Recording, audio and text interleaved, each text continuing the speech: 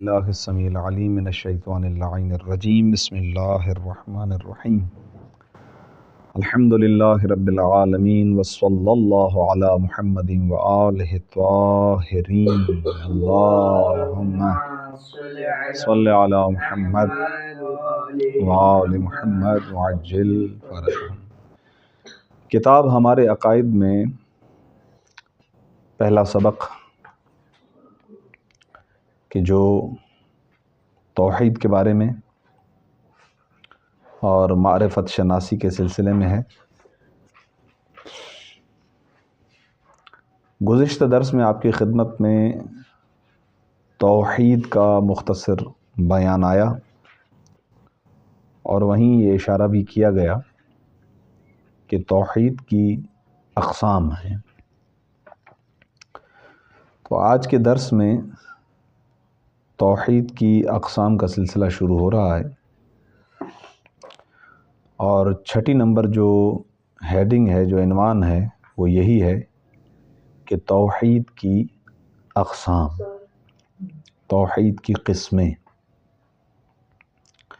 فرماتے ہیں کہ ہمارا عقیدہ ہے کہ توحید کی کئی اقسام ہیں، جن میں سے 4 اقسام بہت اہم ہیں۔ یہ ان 4 اقسام کو ابتدائی طور پر آپ کی خدمت میں بیان کرنا چاہتے ہیں، جن میں سے پہلی قسم ہے توحید ذات۔ توحید ذات کا مطلب یعنی اس کی ذات واحد ہے، وہی اللہ، وہ پروردگار، وہی خالق کہ جس کے سلسلے میں گزشتہ دروس میں گفتگو مسلسل رہی۔ وہ واحد ہے، اپنی ذات میں اس کا کوئی ثانی نہیں ہے، اور کوئی اس جیسا اور اس کے مانند نہیں ہے، اس کی کوئی مثل نہیں ہے۔ اس سلسلے میں قرآن کی آیت بھی آئی تھی کہ لیس کمثلہ شیء، کوئی شے اس کے مثل نہیں ہے، یعنی وہ اپنی ذات میں یکتا ہے، وہ اپنی ذات میں واحد ہے، اس کی ذات جیسی کسی کی ذات نہیں ہے۔ یہ مختصر وضاحت انہوں نے توحید ذات کے بارے میں بیان کی ہے۔ اگلے مرحلے میں یعنی دوسری قسم ہے توحید صفات۔ توحید صفات یعنی علم، قدرت، ازلیت، ابدیت اور دیگر صفات۔ یہ خود صفات ہیں جن کا ابھی ذکر کیا گیا۔ علم صفت ہے، قدرت صفت ہے، ازلی ہونا یہ ایک صفت ہے، ابدی ہونا یہ ایک صفت ہے۔ ازلی یعنی ہمیشہ سے ہونا، ٹھیک، ابدی یعنی ہمیشہ رہنا، یہ صفتیں ہیں۔ اور اس طرح کی کئی ایک صفات اس پروردگار عالم کی ذات میں جمع ہے، اس کی ذات کے اندر ہے۔ پھر ایک اہم نقطہ وہ یہ کہ یہ صفات کی جو پروردگار عالم کے اندر ہونا ضروری ہے، کہ جن کو ہم صفات ثبوتیہ سے تعبیر کر رہے تھے، یہ صفات اس کی عین ذات ہیں، اس کی ذات کے اندر ہیں۔ ایسا نہیں ہے کہ صفت الگ ہو اور اس کی ذات الگ ہو۔ اس کی اور تشریح کرتے ہیں، وضاحت کرتے ہیں کہ وہ خدا مخلوقات کی طرح نہیں ہے کہ جن کی صفات آپس میں ایک دوسرے سے جدا ہوتی ہیں، یعنی مخلوق اور مخلوقات کی صفتیں یہ آپس میں 2 الگ الگ چیزیں ہیں۔ جیسے کہ ہم جب پیدا ہوتے ہیں تو جاہل ہیں، علم حاصل کرتے ہیں تو عالم کہلاتے ہیں۔ تو ہماری ذات الگ ہے اور صفت علم الگ ہے، یہ چیز۔ اور یہ چیزیں پھر ہماری ذات سے الگ بھی ہو جاتی ہیں۔ البتہ خدا کی ذات اور صفات کے درمیان وحدت یعنی ایک ہونے کا مسئلہ غور و فکر اور باریک بینی چاہتا ہے۔ یعنی جتنا مختصر انہوں نے توحید صفات کو کیا ہے، یہ اتنا مختصر اور آسان موضوع بھی نہیں ہے۔ یہ تو فقط موٹا موٹا عقیدہ ہے جو ابھی آپ کی خدمت میں بیان کر رہے ہیں کہ خدا کی صفات کے جو اس کی ذات کے لیے ضروری ہیں وہ اس کی ذات سے جدا نہیں ہیں، بلکہ عین اسی کی ذات کے اندر ہیں۔ صحیح ہے؟ اس کی صفات اس کی ذات سے جدا نہیں ہیں، ٹھیک ہے؟ اور وہ ان صفات میں بھی اکیلا ہے۔ جیسا اس کا علم ہے ویسا کوئی کسی کا علم نہیں ہوگا۔ اسی طریقے سے باقی تمام تر صفات، جیسی اس کی قدرت ہے ویسی کسی کی قدرت نہیں ہے، بلکہ کائنات کے اندر اگر کوئی قدرت ہے تو وہ خدا کی ہی عطا کردہ ہے، اگر کوئی علم ہے تو وہ خدا کی ہی طرف سے ہے۔ تو یہ تمام تر صفات کے جو دنیا میں دکھائی بھی دیں اگر مخلوقات کے اندر، تو وہ بھی عطا پروردگار ہے۔ لہذا تمام تر صفات کمال کے ساتھ خدا کی ذات کے اندر موجود ہیں، اور وہ ان صفات کے سلسلے میں بھی توحید رکھتا ہے، یعنی اس کا کوئی مثل نہیں ہے۔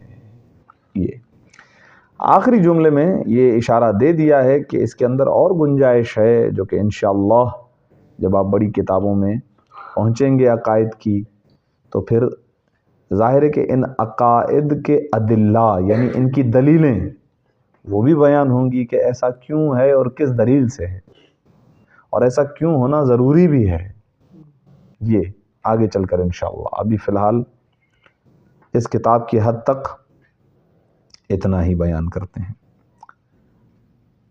تیسری قسم توحید افعال۔ ہاں، توحید افعال۔ افعال یہ جمع ہے فعل کی، صحیح ہے؟ ہاں، یعنی الہی کام، اللہ کے جو کام ہیں ان میں بھی وہ ایک ہے، بلکہ وہ ایک ہی ہے۔ جو بھی کام ہو رہا ہے، جو بھی حرکت ہے، وہ اس کا سرچشمہ پروردگار عالم کی ذات ہے۔ جو بھی کام ہو رہا ہے، یہ نقطہ تھوڑا سا اہمیت کا حامل ہے، اور اس پر رکیں گے۔ قرآن کی چند آیتیں بیان کرنے کے بعد کہیں گے کہ بسا اوقات اس کو غلط معنی میں بھی لے لیا جاتا ہے، یہ سمجھنا آسان نہیں ہے۔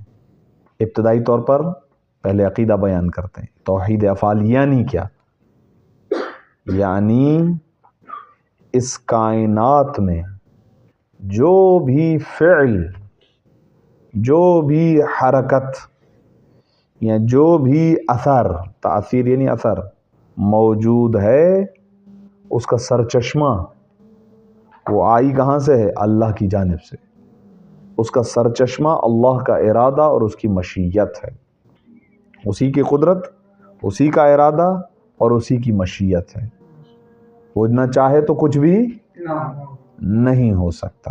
ابھی تک اس کو سماعت فرمائیے گا، جو ذہن کے اندر سوال آ سکتا ہے وہ خود انہوں نے بیان کیا ہے۔ آئیے اس عقیدے کی تائید کے طور پر قرآن کی آیت، سورہ مبارک زمر کی آیت نمبر 62۔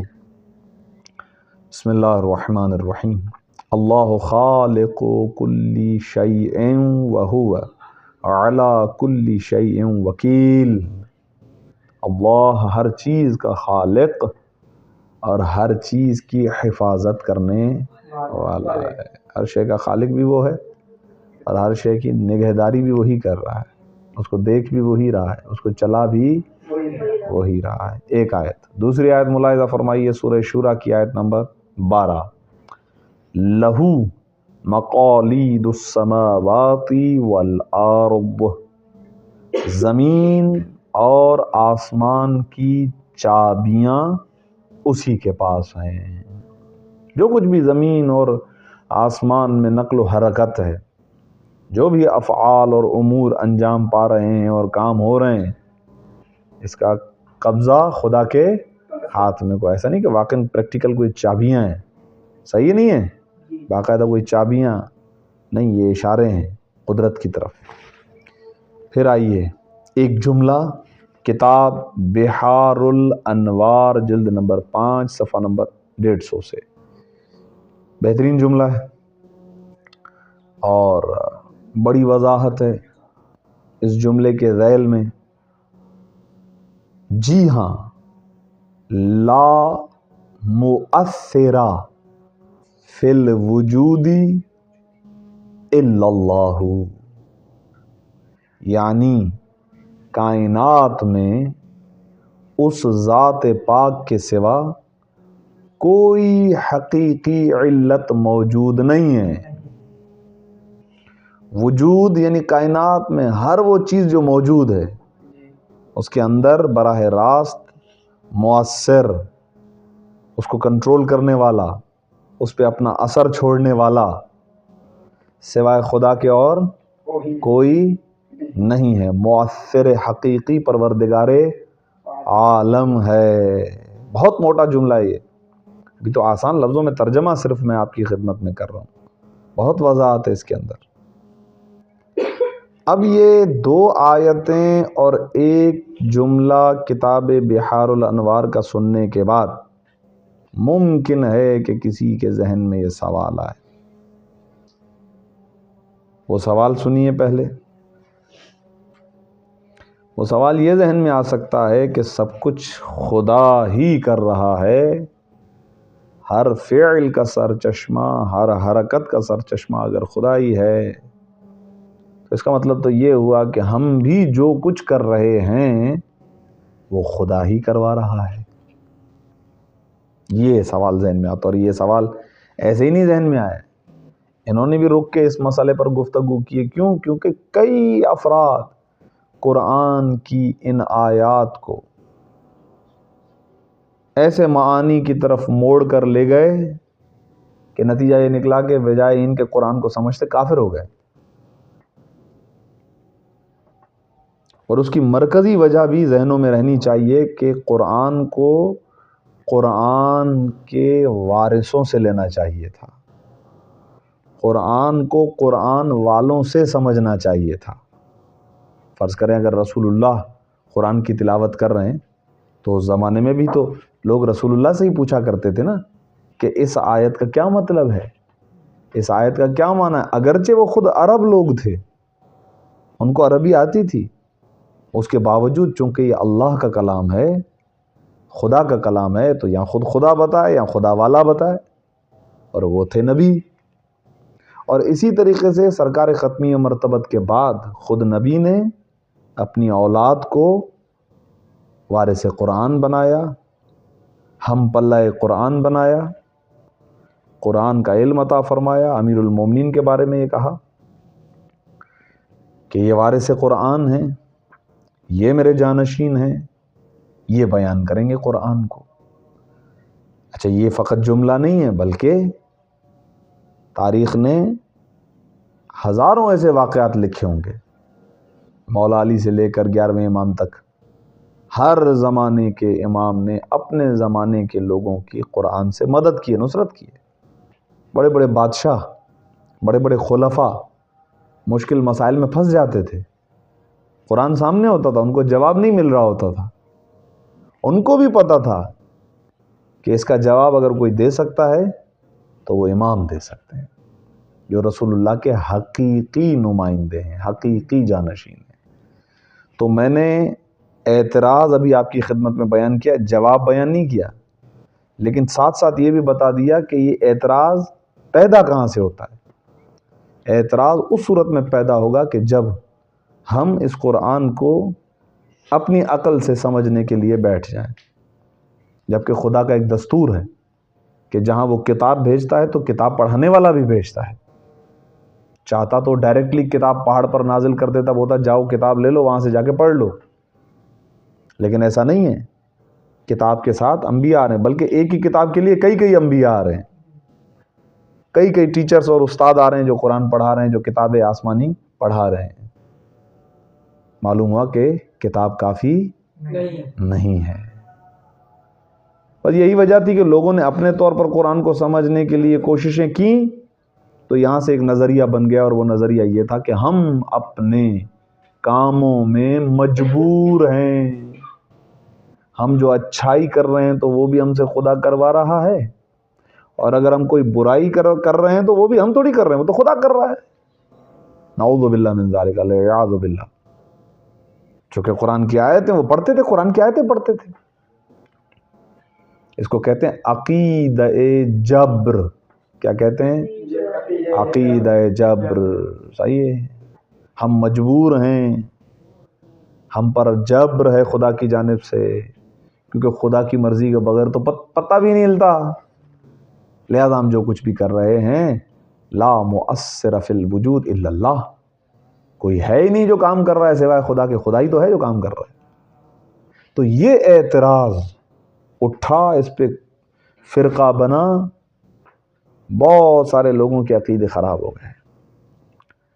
اسی لیے چونکہ یہ بات اب بیان کر دی، پہلی کتاب ہے، لیکن اس کے باوجود یہاں رک کر انہوں نے اس مسئلے کو آپ کے حوالے کیا کہ یہاں سے کہیں ذہنوں میں اگر یہ شبہ آ جائے تو اس کا کیا جواب ہوگا۔ اب پوری توجہ رکھیں جواب کی طرف، کیونکہ انہوں نے سوال نہیں بتایا، انہوں نے ڈائریکٹ جواب دیا۔ وہ اشکال مقدر، وہ سوال میں نے آپ کی خدمت میں ابھی پیش کیا ہے، سماعت فرمائیں۔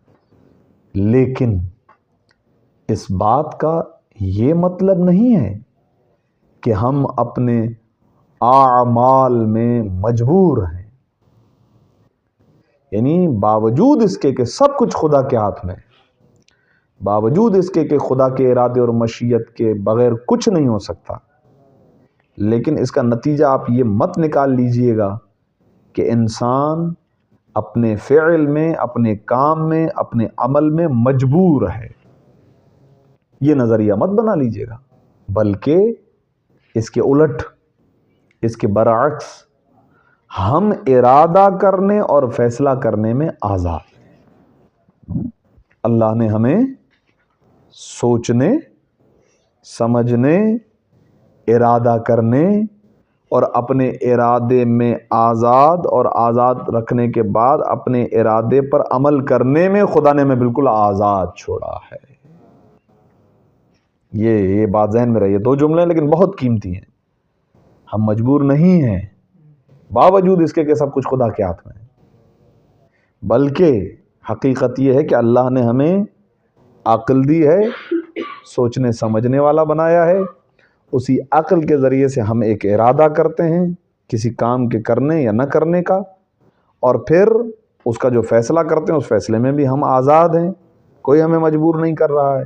یہاں تک کہ کام کو جب تک ہم پریکٹیکل انجام دیتے ہیں، اس پورے پروسیس میں ہم آزاد ہیں۔ خدا نے ہمیں آزاد اور ارادے والا بنایا ہے۔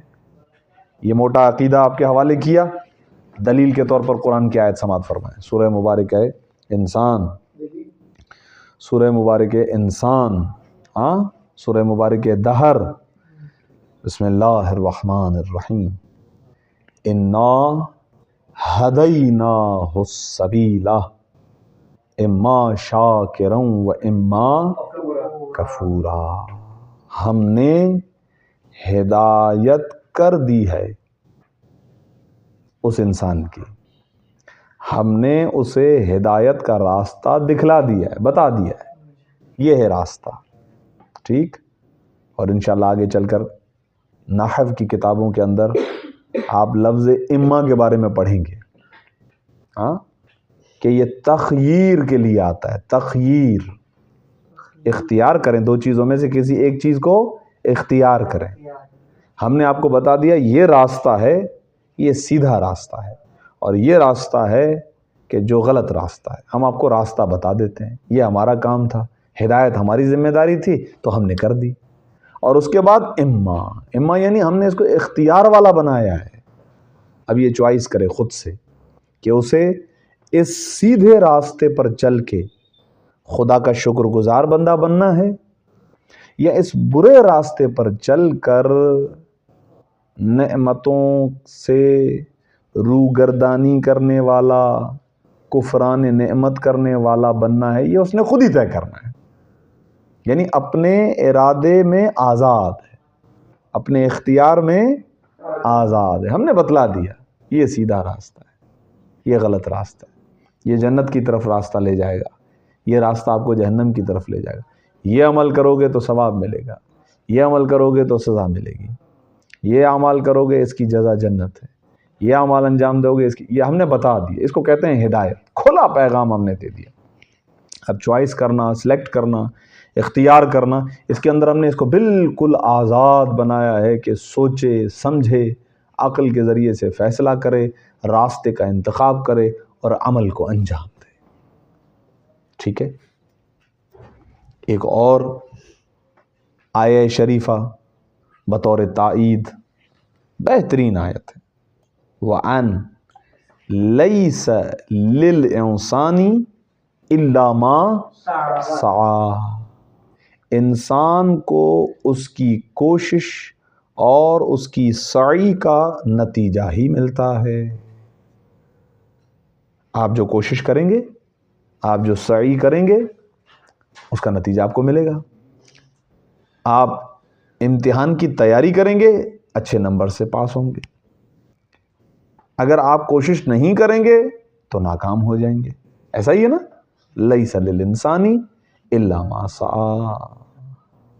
ٹھیک.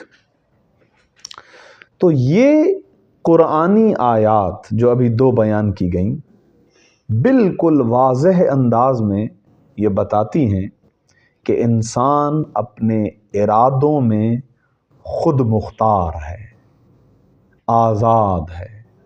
خود سے ارادہ کرے اور ارادے کو عملی جامہ پہنائے، عمل کرے اپنے ارادے سے. لیکن اب یہ ہے وہ نقطہ کہ اس کو اس سے کیسے جوڑیں کہ جبکہ وہاں تو یہ کہہ رہے ہیں کہ سب کچھ خدا کے ہاتھ میں. لا مؤثر فی الوجود الا اللہ. مؤثر فقط خدا ہے، کام فقط خدا کر رہا ہے، جو کچھ بھی ہے اسی کی مرضی سے ہو رہا ہے، اس کی مرضی کے بغیر پتہ بھی نہیں ہلتا. اس طرح کے بہت سارے جملے ہیں قرآن کی آیتوں میں بھی اور احادیث میں بھی. تو پھر ہم ان دونوں چیزوں کو جمع کیسے کریں؟ ایک طرف آپ کہتے ہیں کہ آپ آزاد ہیں، دوسری طرف کہتے ہیں جو کچھ کروا رہا ہے خدا کر رہا ہے. تو اس کو جمع کیسے کریں گے؟ تو اسے ایک جملے کے اندر بالکل ایزیلی اس مسئلے کو حل کر رہے ہیں. کہہ رہے ہیں لیکن چونکہ یہ ارادے کی آزادی ہمیں کس نے دی ہے؟ یہ اللہ کی طرف سے ہے. یعنی ہمیں ایسا بنایا کہ ہم اپنے ارادے میں آزاد ہو کر عمل کریں. یہ چیز کس کی طرف سے عطا کی گئی ہے؟ خدا کی طرف سے. صحیح ہے نہیں ہے؟ اور لیکن چونکہ ارادے کی یہ آزادی اور کام کی قدرت یعنی کام کرنے کی طاقت ہمیں کس نے عطا کی ہے؟ یہ قدرت اور توانائی اور طاقت خدا کی طرف سے. کام ہم کر رہے ہیں لیکن قدرت اور طاقت خدا کی طرف سے ہے. لیکن چونکہ ارادے کی یہ آزادی اور کام کی قدرت ہمیں اللہ نے عطا کی ہے، لہٰذا یہی وجہ ہے کہ ہم اپنے اعمال، اپنے کاموں کے لیے خدا کی بارگاہ میں جواب دہ ہیں. جو بھی کام کریں گے ہم سے پوچھا جائے گا، ہم مسئول ہیں، ہم سے سوال کیا جائے گا. اس نے یہ ارادہ کیا. اب خدا کا ارادہ ہمارے بارے میں کیا ہے؟ آخری جملے ہیں. اس نے یہ ارادہ کیا ہے کہ ہم اپنے اعمال آزادی سے انجام دیں تاکہ اس طریقے سے خدا ہمارا امتحان لے. آزاد ہے نا تو امتحان بنتا بھی ہے اور تکامل کے راستے پر ہمیں گامزن کرے. یعنی انسان کے لیے ایک ایسا اسٹیج ہے، ایک ایسا مرحلہ ہے کہ جہاں پر وہ تکامل یعنی مکمل ہو جاتا ہے. جو اس کا بہترین مقام اور مرتبہ خدا اسے وہاں تک دیکھنا چاہتا ہے. سورہ مبارک 3 کے اندر بھی آیا نا وَلَقَدْ خَلَقْنَا الْإِنسَانَ فِي أَحْسَنِ تَقْوِيمٍ. یا مثلا اشرف المخلوقات کہا جاتا ہے انسان کو بھی. اشرف المخلوقات، یہ اشرف اسی وقت بنے گا جب وہ اپنی پوری پروگریس رپورٹ جو ہے نا وہ 100% دے گا.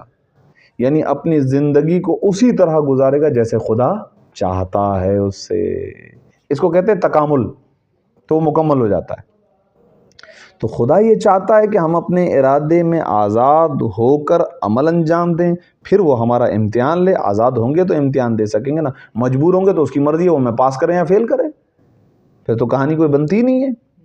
لہٰذا وہ ہمارا امتحان لے اور تکامل کے راستے پر ہمیں گامزن کرے، کیونکہ انسانی تکامل یعنی انسان کا کمال تک پہنچنا یہ ارادے کی آزادی اور اطاعت الہی کا راستہ اپنی مرضی سے طے کرنے میں چھپا ہوا ہے۔ مضمر ہے مطلب چھپا ہوا ہے۔ انسان کا تکامل اسی صورت میں ہے کہ جب انسان اپنے ارادے سے خدا کی اطاعت کرے، اپنی مرضی سے یہ راستہ طے کرے، تو کہا جائے گا کہ جناب کیا کہنے سبحان اللہ۔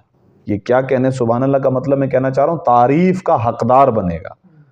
لیکن اگر وہ مجبور ہوگا تو مجبور کی صورت میں اگر اچھا کام کرے گا تو اس کی تعریف بنتی نہیں ہے، اس نے تھوڑی کیا، وہ تو خدا نے کروایا ہے۔ اور اگر فرض کریں کوئی برا کام کرتا ہے تو اس کو خدا کو سزا بھی نہیں دینی چاہیے، اس لیے کہ اس نے تو کیا ہی نہیں ہے، وہ تو خدا نے کروایا ہے۔ تو پھر یہ ساری چیزیں بیکار ہو جاتی ہیں۔ خود ہی یہ بیان کریں گے، اختیار کے بغیر جبری کام نہ تو کسی کی اچھائی کی دلیل ہے اور نہ ہی برائی کی۔ اگر کام زبردستی ہو، زبردستی اگر کوئی کام کروایا جائے تو پھر نہ اس پہ تعریف بنتی ہے نہ اس پہ مذمت بنتی ہے، نہ اس کو یہ کہا جائے گا کہ تم نے بہت اچھا کام کیا، بھائی میں نے اپنی مرضی سے کیا ہی نہیں ہے۔ اور نہ ہی ہم اس کی پکڑ کر سکتے ہیں کہ آپ نے یہ کام کیوں کیا، بولے گا بھائی میں تو مجبور تھا، میرے تو ہاتھ میں ہی کچھ نہیں تھا۔ تو نہ تعریف بنتی ہے نہ اس کو برا بھلا بننا بولتا ہے، یعنی یہاں پر جچتا ہے کہ اسے برا بھلا کہا جائے۔ اگر ہم اپنے کاموں میں مجبور ہوتے تو اصولی طور پر، یہ بہت بہترین جملہ ہے، اگر ہم اپنے کاموں میں مجبور ہوتے تو اصولی طور پر یہ ساری چیزیں بیکار تصور کی جاتی، یعنی ان کا کیا فائدہ تھا پھر؟ مثلا انبیاء آ رہے ہیں، ہمیں پڑھا رہے ہیں، ہماری ہدایت کر رہے ہیں، خدا ایک کے بعد ایک آسمانی کتابوں کو نازل کر رہا ہے، پھر کیا فائدہ؟ اگر سب کچھ خدا ہی ہم سے کروا رہا ہوتا اور ہم مجبور ہوتے تو مجبوری کے بعد پھر یہ کہنا کہ بھئی ہم تمہیں پڑھانے کے لیے بھیج رہے ہیں، انبیاء کو بھیج رہے ہیں، ہم آسمانی کتابوں کو نازل کر رہے ہیں تاکہ تم اس کے ذریعے سے یہ کرو وہ کرو، ہم تو کر ہی نہیں رہے کچھ۔ تو مجبور ہونے کا، مجبور اگر ہوتے تو پھر بے فائدہ تھی یہ چیزیں، ان کا کوئی فائدہ ہی نہیں ہے کہ آپ ان ساری چیزوں کو فرض کریں۔ اور نہ ہی دینی فرائض اور تعلیم و تربیت کا کوئی مطلب بنتا تھا، یعنی پھر خدا کہے کہ نماز پڑھو، نہیں پڑھو گے تو یہ ہو جائے گا، پڑھو گے تو یہ فائدہ ملے گا، پھر ان چیزوں کا کوئی فائدہ ہی نہیں سمجھ میں آتا ہے۔ نیز آخرت میں ثواب اور عذاب، ان کا بھی کوئی معنی نہیں تھا۔ بھئی ثواب کس چیز پر؟ آپ نے کون سا اپنے مرضی سے یہ کام کیا ہے؟ یا اگر عذاب ملے گا تو بندہ کہے گا پروردگار میں تو مجبور تھا، پھر مجھے کیوں جہنم میں بھیج رہا ہے؟ بس اس کا مطلب یہ ہے کہ خدا انبیاء میں سے 1,24,000 انبیاء کو بھیج رہا ہے، کتنی آسمانی کتابوں کو بھیج رہا ہے، کتنا منظم نظام ہدایت ہے، کتنا بہترین جو ہے وہ اجر و ثواب بتایا گیا ہے، اور گناہ اگر کرو گے تو یہ عذاب ہے۔ یہ ساری چیزیں بتلا رہی ہیں کہ انسان جو بھی عمل کر رہا ہے وہ اپنے ارادے اور اپنے اختیار سے کر رہا ہے، لہٰذا حق بنتا ہے خدا کا کہ وہ بندے کو ارادے کی آزادی دینے کے بعد اس سے سوال کرے کہ تم نے یہ کام کیوں کیا اور یہ کام نہیں کرنا چاہیے تھا۔ اس سلسلے میں اصول کافی جلد نمبر 1 صفحہ نمبر 160 سے ہمارے چھٹے امام حضرت امام جعفر صادق علیہ الصلاۃ والسلام، اللہم صلی علی محمد، امام علیہ الصلاۃ والسلام کی ایک خوبصورت حدیث، کیونکہ یہ اس زمانے میں یہ مسئلہ بہت بڑا تھا، یہاں انہوں نے بالکل گفتگو نہیں کی ہے، تو اسی لیے میں بھی یہاں پر اس کو طول نہیں دوں گا، فقط یہ کہ ایسے افراد، اور اس کے مقابلے میں ایک اور نظریہ بھی بن گیا تھا، اور وہ تھا تفویض کا نظریہ۔ تفویض کے نظریے کو آسان لفظوں میں بیان کروں تو وہ یہ کہ خدا نے ہمیں پیدا کرنے کے بعد بھائی سب کچھ ہمارے حوالے کر دیا ہے، اور اب خدا کا ہم سے کوئی لینا دینا نہیں ہے، ہماری جو مرضی ہم کرتے رہیں، خدا سے ہمارا کوئی رابطہ نہیں ہے، خدا کا سلسلہ ہم سے کٹ چکا ہے، خدا کی چھٹی ہو گئی، نعوذ باللہ من ذالک، اس طرح کا۔ تو یہ ہوتا ہے، دیکھیں انسان یا افراط یا تفرید کا شکار ہو جاتا ہے۔ ایک کہہ رہے ہیں کہ سب کچھ خدا کے ہاتھ میں، یہ جبر ہے. ایک کہہ رہے ہیں سب کچھ ہمارے ہاتھ میں، یہ تفویض ہے. اس کو کیا کہتے ہیں؟ تفویض. امام نے کیا ارشاد فرمایا؟ یہ وہی عقیدہ ہے جو ہم نے مکتب اہل بیت علیہ الصلوۃ والسلام سے سیکھا. دیکھا میں نے کیا کہا کہ اہل بیت علیہ الصلوۃ والسلام کے دروازے سے ملے گا. چھوڑیں گے تو یہاں جبریہ بن جائیں گے، یا تفویضیہ عقیدے کے قائل بن جائیں گے، یا ادھر ادھر بھٹک جائیں گے. ظاہر ہے کہ جو اللہ نے راستہ آپ کے لیے انتخاب کیا، اگر اس راستے کو چھوڑ کر کوئی راستہ انتخاب کریں گے تو نتیجہ تو یہی نکلے گا نا. تو امام کیا فرماتے ہیں؟ عن الصادقی جعفر ابن محمد علیہ الصلوۃ والسلام انہ قال، یہ چھٹے امام سے منقول ہے کہ امام نے ارشاد فرمایا لا جبر ولا تفویضا. جبر بھی نہیں ہے بھائی اور تفویض بھی نہیں ہے. ایسا نہیں ہے کہ سب کچھ خدا کے کنٹرول میں، انسان بالکل مجبور ہے، ایسا بھی نہیں ہے. اور سب کچھ بندے کے ہاتھ میں کہ اب خدا کا رابطہ منقطع ہو گیا ہے، خدا جو ہے وہ مؤثر نہیں ہے، ایسا بھی نہیں ہے. ولاکن امر بین الامرین، بلکہ ان دونوں کی درمیانی صورت ہی درست صورت ہے. ایسا بھی نہیں کہ مکمل خدا سے کٹ گیا ہے، اور ایسا بھی نہیں کہ سب کچھ خدا نے اپنے ہاتھ میں رکھا ہوا اور انسان کو بالکل مجبور بنا دیا. ایسا نہیں ہے. ڈوری خدا کے ہاتھ میں، صحیح ہے. ریموٹ کنٹرول سمجھانے کے لیے عرض کر رہا ہوں، وہ خدا کے ہاتھ میں، مطلب کنیکشن ہے. لیکن ایسا نہیں ہے کہ آپ کہیں کہ 100% اس طرف یا 100% اس طرف، ایسا نہیں ہے. تو انشاءاللہ سلسلہ گفتگو یہیں سے آگے بڑھے گا، اور آج خدا کی صفات کے جو اس کی عین ذات ہیں ان میں سے خاص طور پر توحید افعال پر گفتگو ہوئی، اور اسی کے اندر ایک اہم مرحلہ بیان کیا گیا ہے. پروردگار عالم ہمارے عقائد کی حفاظت فرمائے انشاءاللہ، اور ہمیں دین کو اہل بیت علیہم الصلوۃ والسلام کے دروازے سے لینے کی توفیق عطا فرمائے انشاءاللہ. ربنا تقبل منا انک انت السمیع العلیم بجاہ محمد وآلہ الطاہرین. اللہم صلی علی محمد وآل محمد.